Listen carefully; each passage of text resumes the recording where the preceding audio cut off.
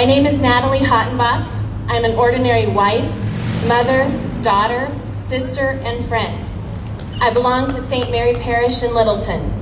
Last fall, a good friend of mine and fellow parishioner, Jen Hehn, woke up the day after the fall elections, like so many of us, feeling surprised, discouraged, and even angry about the state of our country and the increased frequency of attacks on our religious freedoms.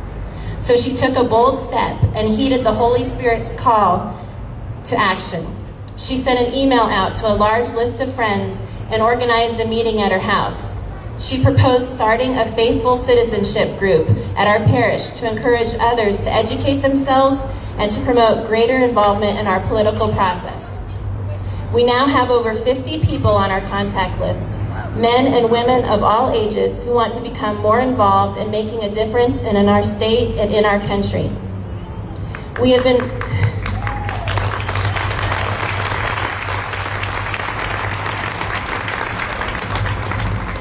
been following the U.S. Conference of Catholic Bishops program, Forming Consciences for Faithful Citizenship.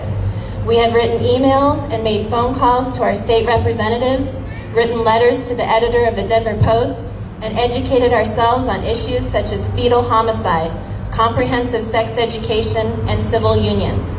We have visited a state senator at the Capitol to gain inside knowledge of the political process and how to positively affect change. For generations, we Christians have been the silent majority, enjoying the very freedoms upon which our great country was founded: life, liberty, and the pursuit of happiness. But in recent decades, our religious liberties have been attacked. Prayer has been all but removed from our schools. Lawsuits are prevalent to prevent displaying of nativity scenes on public property. And some even fight to remove the 10 Commandments from our government buildings. In just the last few years, attacks on our religious liberties have intensified and become even more frequent. Religious-based adoption agencies are having to close their doors or face fines just for trying to give children a loving home with one mom and one dad. Faith-based organizations and faithful business owners will face steep fines for refusing to be complicit in arranging their employees' access to abortifacients, sterilization procedures, and contraceptives. And individuals may have to shut down their businesses or compromise their religious beliefs by providing services for same-sex weddings. Speaking up for our religious beliefs and liberties is a brave thing to do in these days of open hostility toward people of faith.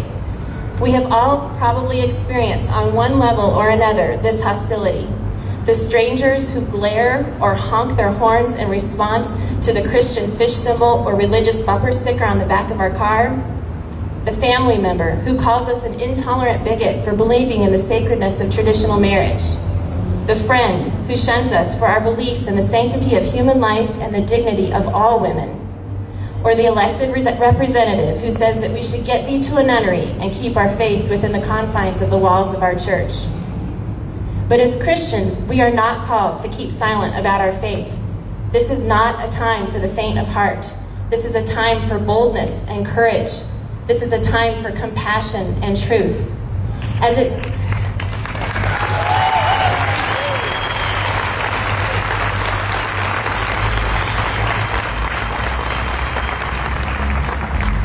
says in Hebrews 12, 1 through 3, "Therefore, since we are surrounded by a great cloud of witnesses, let us throw off everything that hinders and the sin that so easily entangles, and let us run with perseverance the race marked out for us. Let us fix our eyes on Jesus, the author and perfecter of our faith, who for the joy set before him endured the cross, scorning its shame, and sat down at the right hand of the throne of God. Consider him who endured such opposition from sinful men, so that you will not grow weary and lose heart."